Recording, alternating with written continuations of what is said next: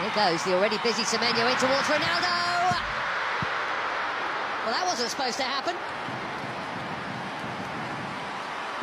Everyone, especially him, expecting international goal number 144. Palli kätte ka Ronaldo kõrval ka kastis. Talo otsib sõpra, leiab Pedro Neto, Neto lööb ja 1-0.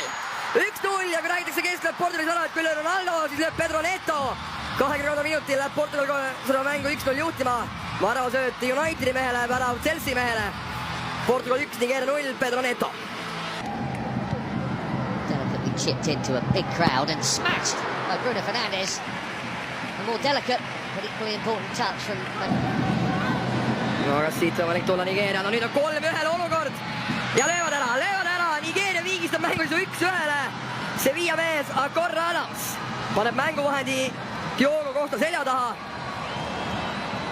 Ja kuhu neid juhitama nüüd seal Portugali kaitsjad ei oskagi öelda, sest ei kuskilt oli järsku Nigerial 3-1 olukord, mis ära ka